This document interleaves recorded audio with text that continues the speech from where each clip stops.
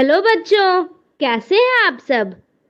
घड़ी कर रही है इशारा 3 बजने का और वक्त हो चला है हमारा मनपसंद प्रोग्राम का। जी हाँ, मैं बात कर रही हूँ मेरा दूरदर्शन मेरा विद्यालय कार्यक्रम का, जिसमें क्लास 1 और 2 की पढ़ाई होती है और हम नई नई चीजें सीखते हैं, वह भी मजेदार ढंग से। अभी चूंकि हम लोगों के स्कूल बंद हैं, इसीलिए अपनी पढ़ाई घर पर ही रहकर करनी है, जिसमें हमारे साथ होते हैं मम्मी, पापा और घर के अन्य बड़े लोग। तो तैयार हैं ना आप सब? चलिए देखते हैं आज का कार्यक्रम हम लोगों के लिए क्या क्या लेकर आया है। तो बच्चों, आज है शनिवार और शनिवार के दिन हम लोग कुछ नई नई चीजें सीखते हैं। आज हम लोग सबसे पहले सुनेंगे बापू की पाती, जिसमें हम प्यारे बापू महात्मा गांधी के जीवन प्रसंग से जुड़ी बातों को सुनकर प्रेरणा पाते हैं। उसके बाद देखेंगे 2 मनोरंजक कार्यक्रम, हैव नो फियर और this is how I feel. फिर देखेंगे एक मनोरंजक कहानी, wake up the sun is up. और अंत में चलेंगे पटना का संजय गांधी जैविक उद्यान और देखेंगे जू शो। तो चलिए शुरू करते हैं आज का सैटरडे स्पेशल कार्यक्रम।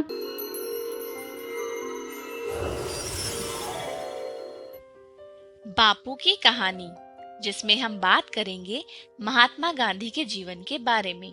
तो चलो शुरू करते हैं। गुजरात राज्य का एक खुशहाल इलाका है सौराष्ट्र, जिसे काठियावाड़ भी कहते हैं। इसी में समुद्र के किनारे बसा हुआ एक पुराना शहर है पोरबंदर। आज से 150 साल पहले यह एक रियासत थी। यहाँ एक राजघराने का शासन था। यहीं पर 2 अक्टूबर 1869 को मोहनदास करमचंद गांधी का जन्म हुआ। पुतली बाई, मोहन की माँ, उन्हें प्यार से मोनिया कह के बुलाती थी। मोहन के पिता करमचंद कभा गांधी, उनके पिता की ही तरह वे भी राज रजवाड़ों में दीवान थे। दीवान यानी रियासत के प्रधानमंत्री। करमचंद जी कभी स्कूल कॉलेज नहीं गए थे, पर उनकी सूझबूझ और नेक दिली में सभी का भरोसा था। वे हमेशा शुद्ध न्याय ही करते थे। धन बटोरने का लोभ उन्होंने कभी नहीं किया। पुतली बाई थी धर्म की पक्की, लंबे और कठोर उपवास रखती, रोज प्रणामी संप्रदाय के मंदिर जाती, जहाँ वेद, पुराण और गीता के साथ ही कुरान और तरह तरह के संतों के उपदेश भी लिखे होते थे। मोहन का घर 3 मंजिल और 12 कमरे वाला, इसी में उनका जन्म हुआ। मोहन के भाई लक्ष्मीदास और करसनदास और बहन रलियात। मोहन सबसे छोटे थे। छुटपन में उनकी बहन रलियात उन्हें खूब खिलाती थी और खूब बहलाती थी। मोहन बहुत चंचल थे, जरा देर भी शांत नहीं बैठते थे। कुत्तों के कान उमेटने में उन्हें बहुत मजा आता। मोहन के घर मजेदार स्वादिष्ट खाना पकता था। वैष्णव शाकाहारी भोजन।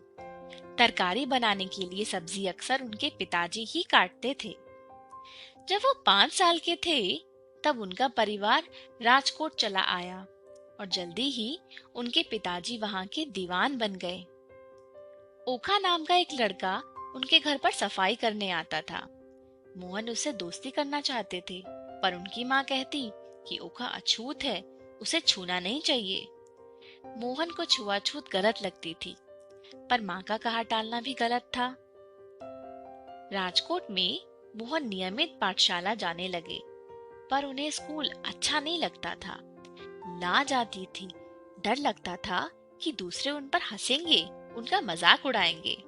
वो जरूरत से ज्यादा किसी से बात नहीं करते थे, शिक्षकों से भी नहीं। घंटी बजते ही अंदर जाते और कक्षा पूरी होते हुए दौड़ के बाहर निकलते और घर चले जाते। उनकी किताबें और पाठ ही उनके दोस्त थे। मोहन एक मामूली छात्र थे, ना तो बहुत होशियार और ना ही एकदम फिसड्डी। हाँ, उन्होंने कभी शिक्षकों या सहपाठियों से झूठ नहीं बोला था। ये उनसे होता ही नहीं था। एक बार अध्यापक महोदय ने खुद उनसे नकल करने के लिए कहा, लेकिन ये बात उन्हें समझ में नहीं आई। विद्यालय के पाठ ही पूरे नहीं हो पाते थे, कुछ और पढ़ना तो दूर की बात। पर एक बार उन्होंने अपने पिता की लाई एक किताब पढ़ी। उसमें माता पिता की सेवा करने वाले श्रवण कुमार की कहानी थी, जिसे बाद में उन्होंने एक चलचित्र में भी देखा। मोहन एकदम श्रवण कुमार जैसा बनना चाहते थे। उसका असर इतना गहरा पड़ा कि मोहन ने चलचित्र का संगीत अपने बाजे पर बजाना सीख लिया। मोहन के माता पिता सत्य और धर्म को सदा ही मानते थे। उन्होंने देखा कि वे सच्चाई के लिए सब कुछ त्याग कर सकते हैं। उनके ऊपर श्रवण कुमार और राजा हरिश्चंद्र की कहानियां, सत्य की ताकत मोहन के मन में और गहरी बैठ गई थी। उस समय नौटंकी दिखाने वाले घूमते रहते थे, खेला दिखाने के लिए। एक बार राजा हरिश्चंद्र का नाटक देखने मोहन गए। हरिश्चंद्र हमेशा सच्चाई के रास्ते पर चलते थे। मोहन को नाटक इतना बढ़िया लगा कि बार बार देखने की इच्छा होती। नाटक के वाक्य वो अपने मन में दोहराते और उन्हें लग सब लोग हरिश्चंद्र की ही तरह सत्यवादी क्यों नहीं हो जाते। क्या तुमने हरिश्चंद्र और श्रवण कुमार की कहानियां सुनी हैं? अगर नहीं तो तुम्हारे आसपास जो हैं, तुम उनसे पूछना। ये कहानियां बहुत ही खास हैं। आज के लिए इतना ही। अगली बार हम महात्मा गांधी जी की शादी और उनके स्कूल के कुछ किस्सों के बारे में बात करेंगे।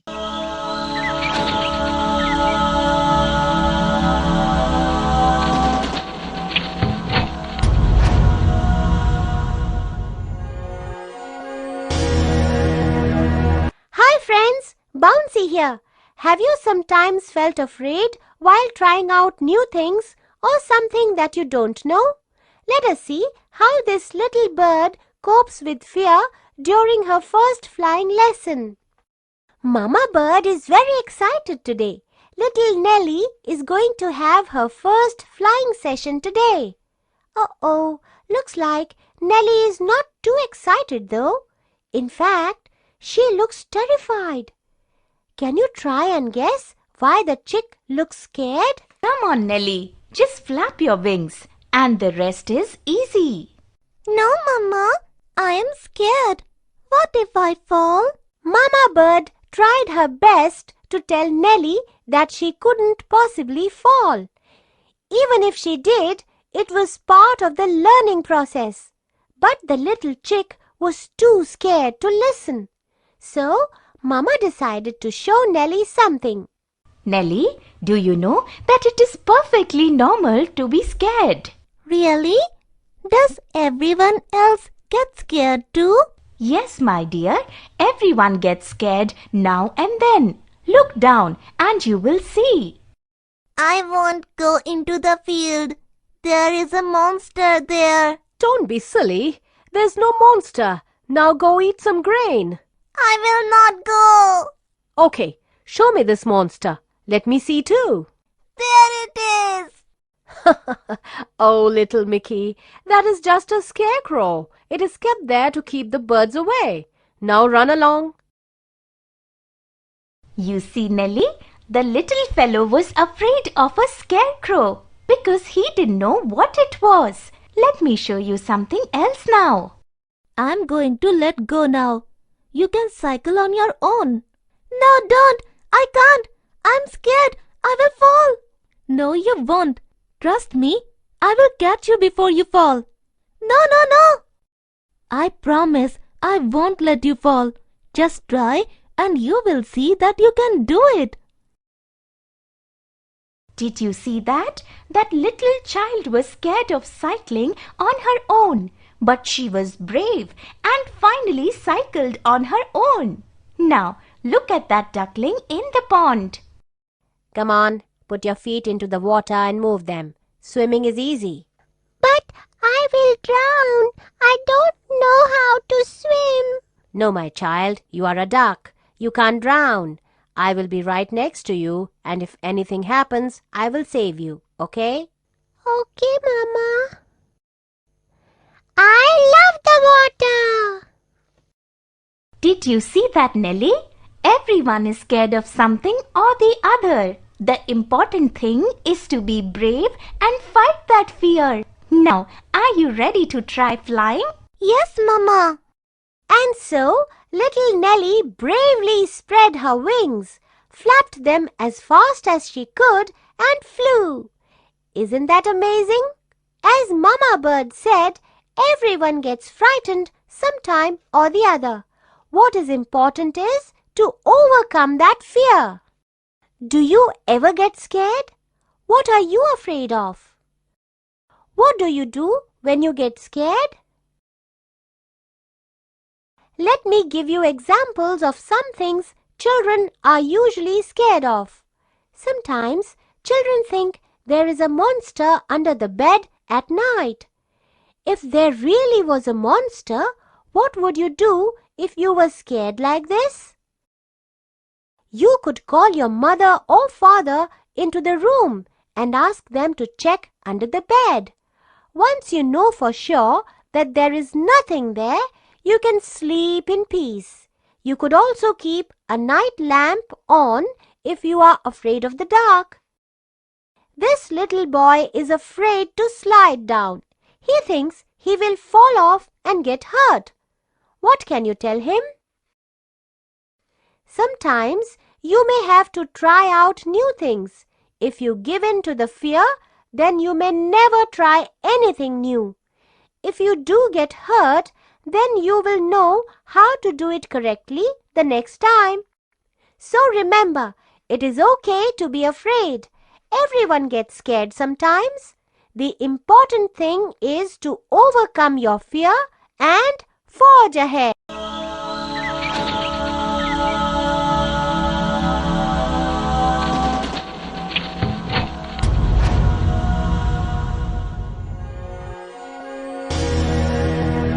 Hello friends, Brisky is back. Now we will get to know how to deal with others by including them and knowing how we feel. Let us listen to the rhyme.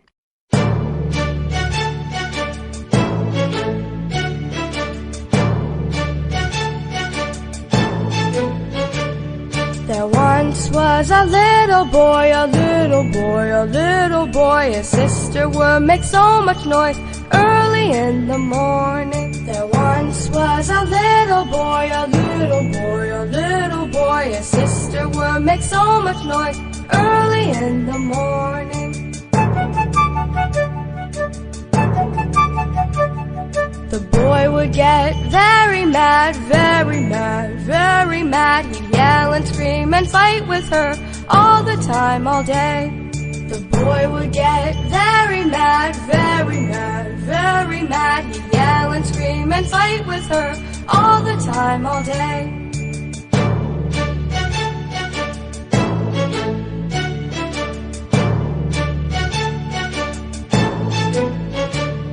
When he would yell, she would cry, she would cry, she would cry. So he felt very bad inside. He hated when she cried. When he would yell, she would cry, she would cry, she would cry. So he felt very bad inside. He hated when she cried.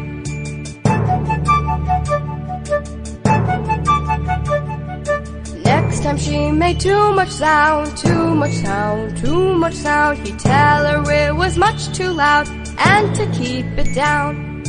Next time she made too much sound, too much sound, too much sound, he'd tell her it was much too loud and to keep it down.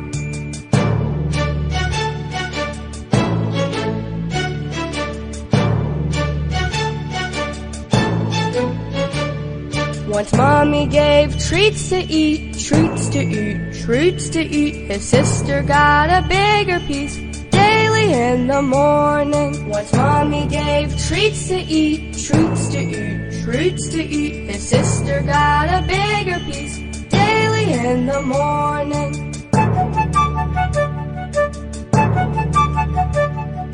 He would get very upset, very upset, very upset. He would cry and always fret, so we'd take her piece. He would get very upset, very upset, very upset. He would cry and always fret, so we'd take her piece.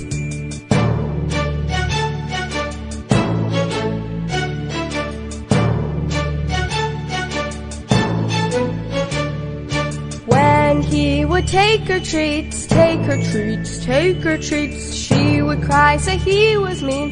This made him feel bad. When he would take her treats, take her treats, take her treats, she would cry, say he was mean. This made him feel bad.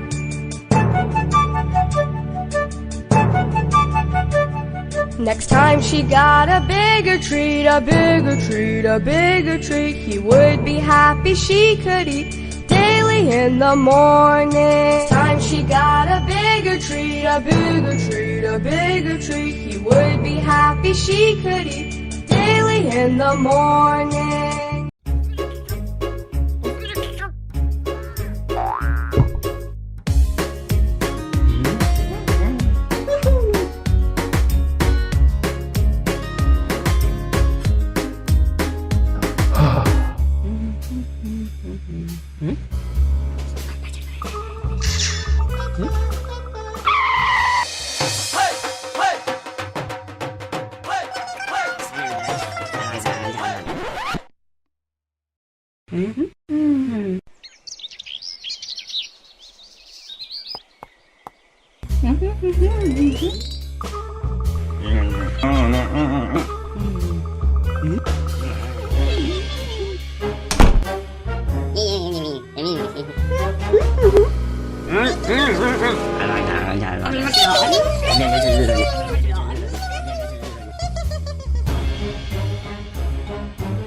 Désolé, c'est les Covid que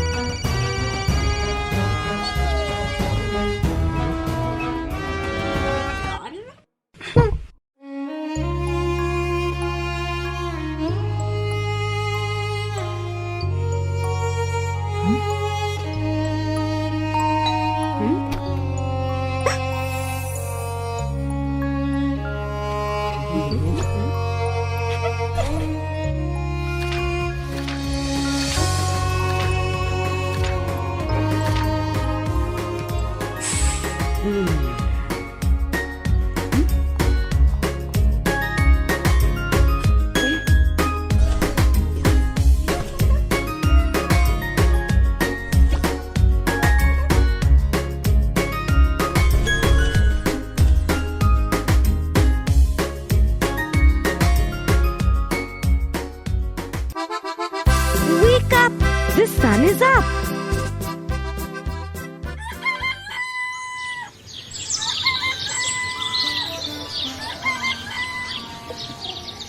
Wake up, Chinu. It is morning. The sun has come up. Wake up fast.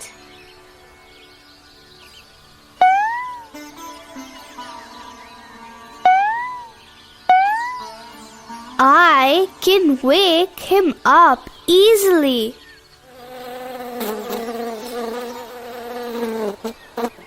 Stop it, Buzz. Meenu, Buzz is troubling me. Buzz, come here. Let us go and say hello to the sun.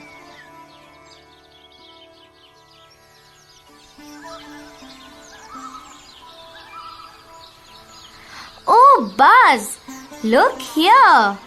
The sun is here. The sun is always here in the morning. It rises from this side. It is called the east. What is east? It is a direction. It is the side from which the sun rises in the morning.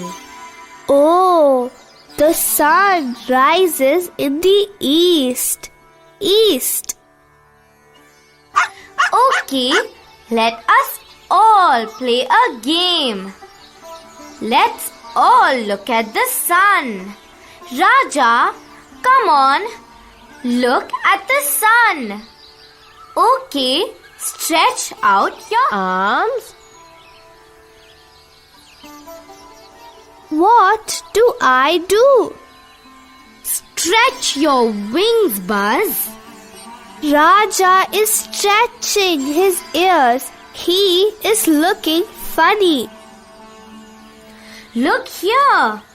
Now you know which is east. We are facing east. Now the direction on our left hand is called north. Meenu, wait. Which is my left side? What is left? This is your left side and this is your right side. Okay, now I know. Left and right. Left and right. This is my left side. So this is north. Yes, and your right side is south. Raja, this is south. What is at the back then? The direction at the back is west. That is where the sun goes down. It goes back to sleep in the west direction and it will come back again in the morning from the east. Oh, can I say it once again? This is east. The sun comes up from here. This is west. The sun goes back from here. This is north on the left side. This is south on the right side. Yes, Buzz. There are 4 directions. East, west, north, and south. I now know left and right also. Meenu, I can fly to my left and then to my right. Look at Raja. He is also running to his left and then to his right. Chinu, we will sleep outside tonight. We will see the sun in the morning. It will rise from the east. Okay, Buzz. We will sleep outside tonight. What is that shining in the sky? Those are stars, Buzz. They shine in the night. There is one star on the left side, one on the right side. Oh, one there also. There are many stars, Buzz. We cannot count them. I like them. Oh, the sun is also there. He has become white. No, that is not the sun. That is the moon. We can see the moon only in the night. Where does the moon go in the morning? Nowhere. The sun is very bright in the morning. That is why we cannot see the moon in the morning. Meenu, look! It is a full moon today. What is a full moon? The moon changes its shape when it looks like a big round ball. Then we call it a full moon. But on some days we cannot see the moon at all. But today the moon is a full moon and it is smiling at us. Come, let's go inside and sleep. The sun will come in the morning to wake us up. Chinu, be ready. The sun will come up from the east. Friends, will you remember the 4 directions? East, west, north, and south. You can also stand facing east and stretch your left hand and right hand.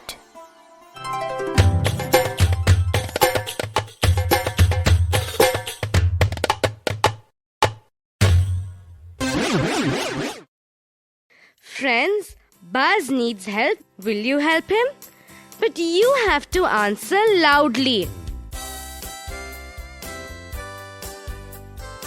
Which is your left side? Can you stretch your left hand?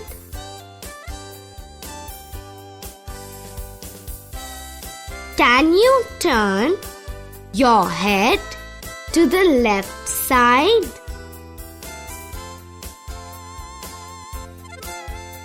Which is your right side?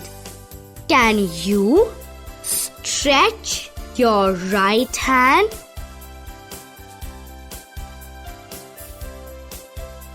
Can you turn your head to the right side?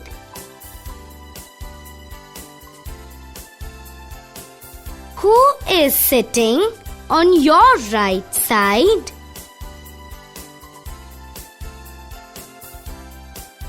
Who is sitting on your left side?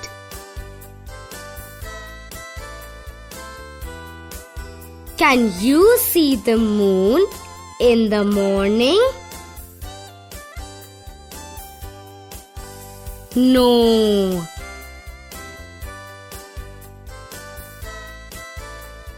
Can you tell what the moon is called when it looks like a round ball? Full moon.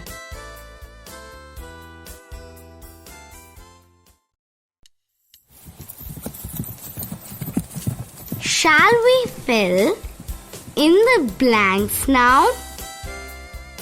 The sun comes up from the dash.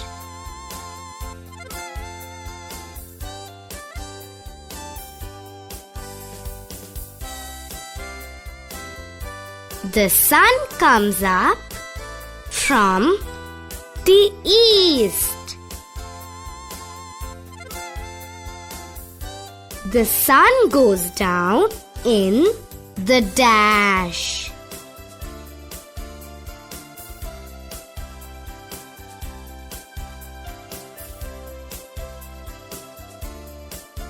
The sun goes down in the west.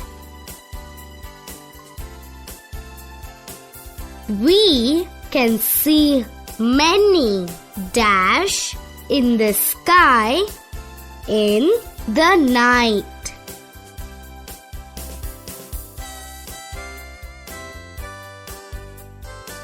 We can see many stars in the sky in the night. The 4 directions are dash, dash, dash, and dash.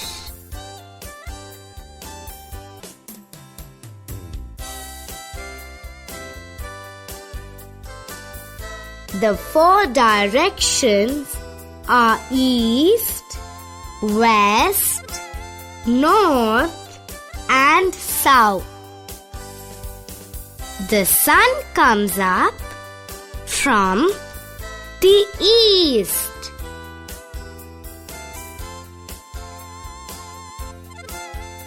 The sun goes down in the west. We can see many stars in the sky in the night. The 4 directions are east, west, north, and south.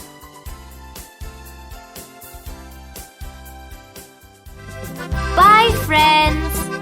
Why don't you also play the directions game?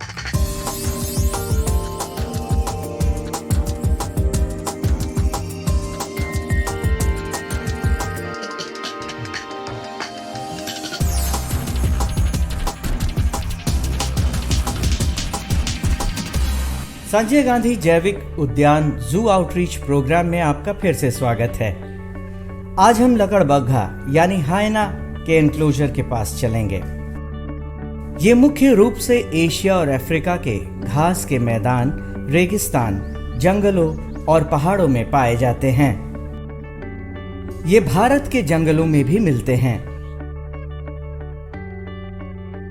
लकड़बग्घा ज्यादातर परिजीवी और मांसाहारी जानवर होते हैं जो होनिंडे परिवार के सदस्य हैं। शक्तिशाली जबड़ा, मजबूत अगली टांगे और नुकीले दांत होने के बावजूद ये बड़ा शिकार नहीं करते हैं, बल्कि ये किसी दूसरे शिकारी जानवर द्वारा मारे गए जीव को खाते हैं। लेकिन कभी कभी ये बीमार और जख्मी छोटे जानवर का शिकार भी कर लेते हैं। लकड़बग्घों के आगे के 2 पैर पीछे के दोनों पैरों से बड़े होते हैं, जिसका असर इनके चाल पर भी पड़ता है। इनको चलते हुए देखने पर ऐसा लगता है मानो ये लंगड़ा कर चल रहे हैं, लेकिन जरूरत पड़ने पर इनके दौड़ने की रफ्तार काफी तेज होती है। सामान्य तौर पर लकड़बग्घा के शरीर के बालों का रंग भूरा होता है। धारीदार लकड़बग्घा के हल्के काले रंग की धारियां भी होती हैं और धब्बेदार लकड़बग्घा के शरीर पर काले रंग के धब्बे होते हैं। यह प्रायः समूह में रहना पसंद करते हैं। मादा लकड़बग्घा 2 से 3 वर्षों में बच्चे पैदा करने योग्य हो जाती है और करीब 3 महीने की गर्भावस्था के बाद मादा लकड़बग्घा एक बार में 2 से 4 शावकों को जन्म देती है। नर लकड़बग्घे का वजन 26 से 41 किलोग्राम का होता है, जबकि मादा लकड़बग्घे का वजन 26 से 34 किलोग्राम का होता है।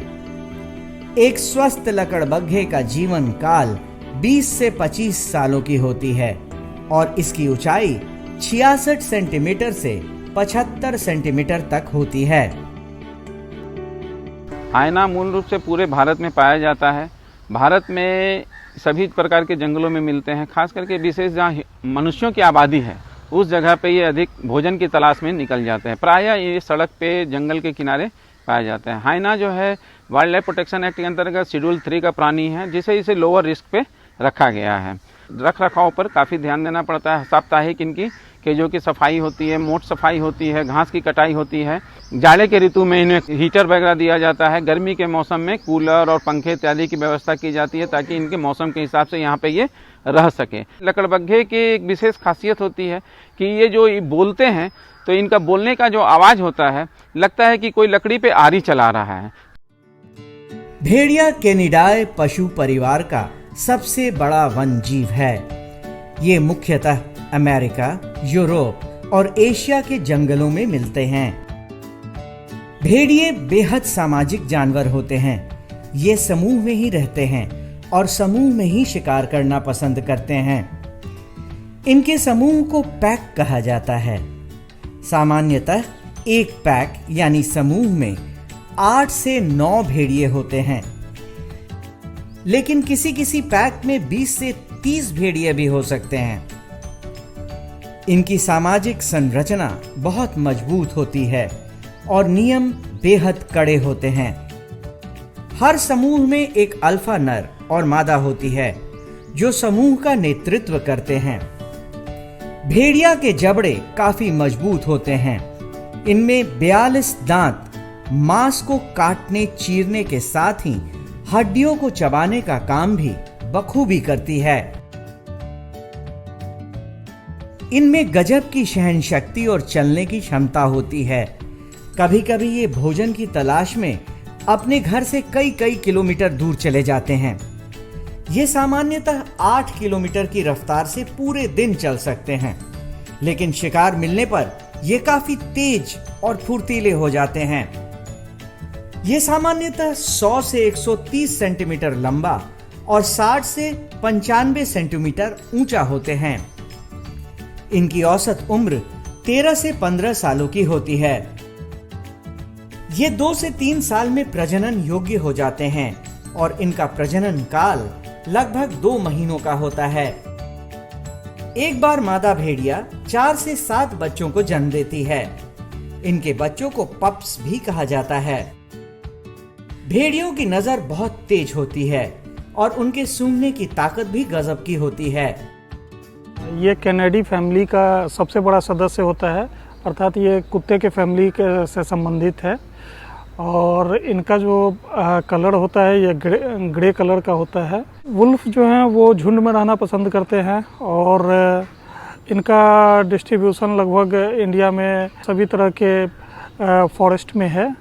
और पटना जू में इनकी संख्या 5 है, जिसमें 2 मेल हैं और 3 फीमेल हैं। लास्ट ईयर 1 मेल और 1 फीमेल को वनलूर जू से लाया गया था। अपने से बड़े जानवर को भी, कई गुना बड़े जानवर को भी झुंड में रहने के कारण मारने में सफल होते हैं। काफ़ी तेज़ी से दौड़ सकते हैं। इनका जो मैक्सिमम स्पीड है वो 60 किलोमीटर प्रति घंटा तक रिकॉर्ड किया गया है। पटना जू में इनको मेनली हम लोग बीफ खाने के लिए देते हैं, जो लगभग 2.5 से 3 केजी तक एक जानवर बीफ को खाना पसंद करते हैं। संजय गांधी जैविक उद्यान में मौजूद भेड़िया और लकड़बग्घा पर विशेष ध्यान दिया जाता है और यहाँ आने वाले दर्शक इनके एनक्लोजर के पास जरूर जाते हैं और इन्हें आश्चर्य की नजरों से देखते हैं। संजय गांधी जैविक उद्यान जू आउटरीच प्रोग्राम में आज हम जिस पक्षी के बारे में बात करेंगे वो हिमालयन ग्रिफिन है, जिसे लोग बड़ा गिद्ध भी कहते हैं। ये एक बड़े आकार का फीके पीले रंग का गिद्ध होता है जो सारे हिमालयी क्षेत्र में पाए जाते हैं। हिमालय में ये भारत के अलावा काबुल से भूटान, तुर्किस्तान और तिब्बत तक में पाए जाते हैं। हिमालयन ग्रिफिन एक अनूठा पीला सफेद गिद्ध है। इसके पंख काफी बड़े और पूंछ छोटी होती है। इसका ज्यादातर शरीर हल्के पीले सफेद रंग का होता है।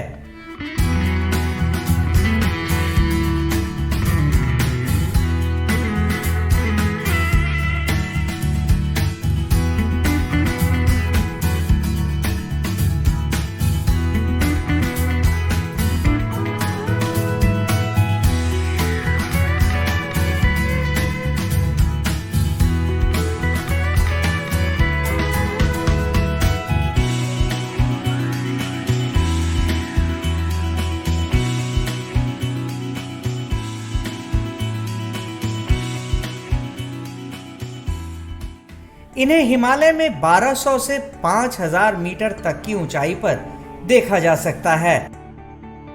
इसमें नर और मादा दोनों एक जैसे ही दिखते हैं। ये गिद्ध दिन के समय सक्रिय होते हैं। इस दौरान ये आसमान में काफी ऊंचाई पर उड़ते हुए मरे जानवर को देखकर एक समूह में उसे खाने के लिए आते हैं। इनकी दृष्टि काफी तेज होती है और आसमान में काफी ऊंचाई से मरे हुए जानवरों को देख लेते हैं। नर व मादा मिलकर चूजों को पालते हैं। मादा एक ही अंडा देती है। गिद्ध की ये प्रजाति भी धीरे धीरे कम हो रही है। इसकी औसत आयु 20 से 35 वर्षों तक होती है और इनका गर्भकाल 58 दिनों का होता है। ये इसलिए भी इम्पोर्टेंट है क्योंकि इनको नेचुरल स्कैवेंजर कहा जाता है। ये स्कैवेंजिंग का काम करते हैं। जो भी कार्कासेस हैं या वाइल्ड में हो या लाइव स्टॉक के होते हैं उसको ये स्कैवेंजिंग करके खाते हैं, जिसके कारण नेचर हमेशा क्लीन बना रहता है। काफ़ी बड़े होते हैं। लगभग इनका जो हाइट होता है वो 3.5 फीट तक पहुंच जाता है। ये लगातार नहीं उड़ सकते हैं लेकिन ये काफ़ी ऊंचाई तक उड़ते हैं। जो इनका मैक्सिमम अल्टीट्यूड है जिस पे ये फ्लाई करते हैं, जो मिनिमम अल्टीट्यूड मतलब इससे ऊपर ही उड़ेंगे, ये लगभग 1200 मीटर है। इसके ऊपर ही ये ज़्यादा पाए जाते हैं। ये फरवरी मार्च में एग लेइंग प्रारंभ करते हैं और जो इनका क्लच साइज है ये 1 से 2 तक का ही होता है, काफ़ी छोटा होता है और उसे एक बच्चा निकलता है जो नेस्टिंग करते हैं। इनके पेरेंट्स काफ़ी अच्छे से नेस्टिंग करवाते हैं। उसके बाद ये लगभग 5 से 6 महीना रहने के बाद वो उनसे सेपरेट हो जाते हैं। पटना जू में इन्हें चिकन दिया जाता है खाने में और ये लगभग 1.5 kg चिकन एक वल्चर को दिया जाता है। और जो इनका मॉर्फोलॉजी है, जो इनका फिजिकल फीचर्स हैं, उसमें जो पिकुलरिटी है, उनके लेग के पास में हेयर का टफ्ट पाया जाता है और गर्दन के पास भी वाइट कलर का एक पैच होता है। हिमालयन ग्रिफन का जो IUCN स्टेटस है वो नियरली थ्रेटेंड है और इनके पॉपुलेशन में उतना ज़्यादा डिक्लाइन नहीं आया है जो और वल्चर्स में आया है। और जो स्टडीज़ है, साइंटिफिक स्टडीज़, उसके थ्रू ये पता चला है कि जो भी वल्चर में रिसेंट डिक्लाइन पॉपुलेशन में हुआ है उसका मेन रीज़न है जो एनिमल कार्कासेस हैं, जो लाइव स्टॉक के कार्कासेस हैं, उसमें पाया जाने वाला एक केमिकल डिक्लोफेनाक जो as a pain killer use किया जाता है और मरने के बाद भी उनके बॉडी में इसका रेसिड्यूज पाया जाता है और इसे कंजम्पशन के बाद वल्चर जो इसे खाते हैं तो उनके बॉडी में चला जाता है और धीरे धीरे एग ले करते हैं। उसका सेल काफ़ी कमज़ोर होता है, उससे प्री मैच्योर हैचिंग हो जाता है बर्ड्स का और उनका डेथ होने लगता है। और प्रोलॉन्ग्ड डिक्लोफेनाक को खाने से वल्चर्स हैं उनके लीवर और अनवाइटल ऑर्गन्स में भी डिजेनरेशन होता है, जिसके कारण उनका समय से पहले डेथ हो जाता है। गिद्ध के बाद हम जिस चिड़िया के बारे में बात करेंगे वो चील यानी काइट है। ये बेहद चतुर और फुर्तीले होते हैं। इनके शरीर के ऊपरी हिस्से का रंग भूरा और आंख के पीछे एक काला धब्बा और बाहर का पंख हल्के काले रंग का होता है।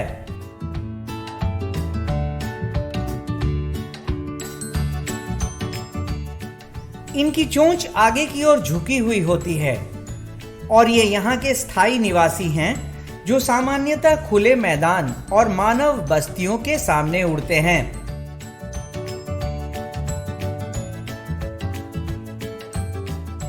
ये शिकारी पक्षी होते हैं जो ऊपर से ही अपने भोजन की तलाश करते हैं और जब इन्हें अपना भोजन दिख जाता है तो बहुत तेजी से उस पर झपट्टा मारकर लेकर उड़ जाते हैं। ये सर्वभक्षी होते हैं जो छोटे पक्षी, चूहे और मरे हुए जानवर खाना पसंद करते हैं।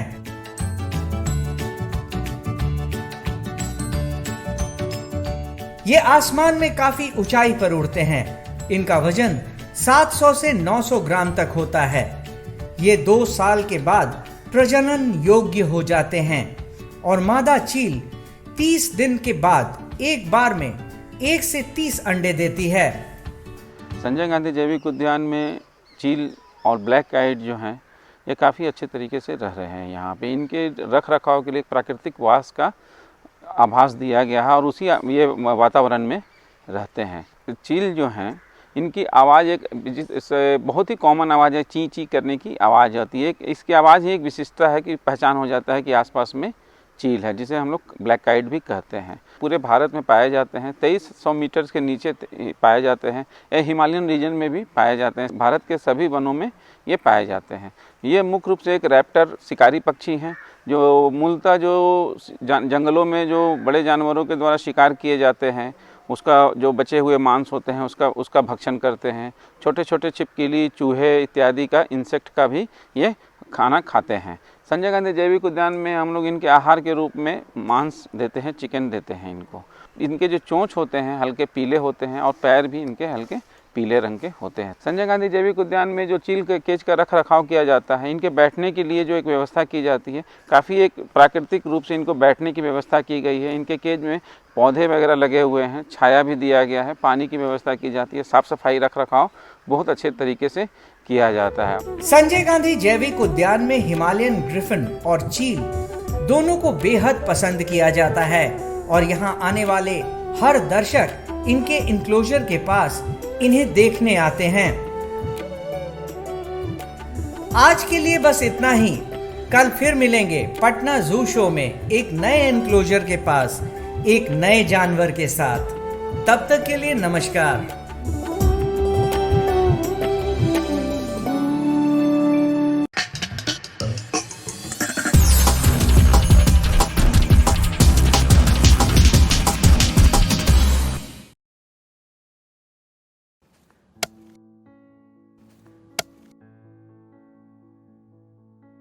अरे भाई राजू, क्या?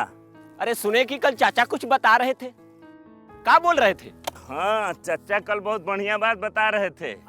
कह रहे थे कि हम लोगों को अपने बच्चा लोग के पढ़ाई लिखाई पे ध्यान देना चाहिए। सिर्फ स्कूल भेजने से कुछ नहीं होता।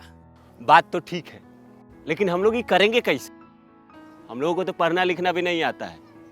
हम भी यही सोच रहे थे। अरे वो देखो, मास्टर साहब भी सही टाइम पे आ गए। चलो उन्हीं से पूछ लेते हैं।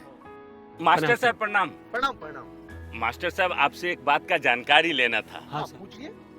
अब हम लोग तो ठहरे कम पढ़े लिखे आदमी, हाँ। लेकिन हम लोग का बच्चा लोग स्कूल में जाके क्या करता है, क्या सीखता है, क्या पढ़ता है, ये हम लोग कैसे जानेंगे? बहुत आसान है। अच्छा, कैसे? चलिए आप लोग स्कूल में, हम बताते हैं। जी जी चलिए। जी सर चलिए। चलो चलो। हाँ हाँ चलिए। हाँ हाँ, हम उठा लेते हैं। चल। आइए, ये देखिए, ये है क्लास 3 का अधिगम प्रतिफल पोस्टर। इसका मतलब है यदि आपका बच्चा वर्ग 3 में पढ़ता है तो उसे इस पोस्टर में जो लिखी गई सारी चीजें उसे जानकारी होनी चाहिए। ये क्या है? पक्षी। और ये क्या है? पेड़। यानी कि तीसरी कक्षा समाप्त होते होते आपका बच्चा पशु, पक्षी, फूल, पत्ती आदि के बारे में सीख जाएगा। हर क्लास और हर विषय के लिए अधिगम प्रतिफल पोस्टर बनाए गए हैं। आइए कुछ दूसरे तरीके जानते हैं। जी सर। ये देखिए, ये है हमारे बच्चों की कॉपियाँ और ये है सही का निशान। इसका मतलब है कि इस प्रश्न का उत्तर आपके बच्चे ने बिल्कुल सही दिया है। जितना ज़्यादा होंगे ये निशान, उतना बढ़िया सीखा है आपका बच्चा। और ये क्या है?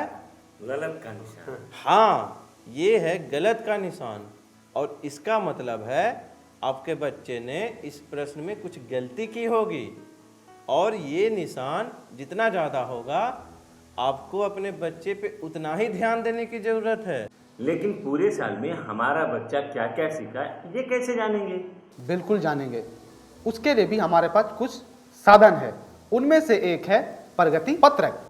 इसके माध्यम से आप घर बैठे जान सकेंगे कि आपका बच्चा पूरे साल में क्या कुछ सीखा।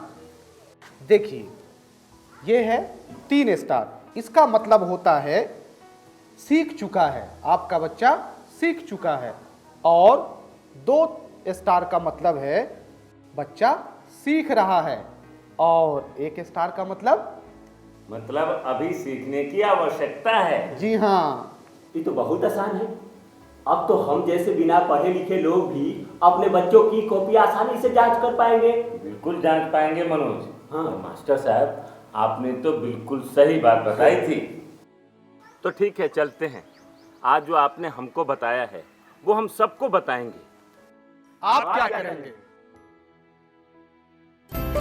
आइए हम मिलकर अपने बच्चों के भविष्य को एक नई उड़ान दें। आज हम पूछेंगे तो कल ये सीखेंगे।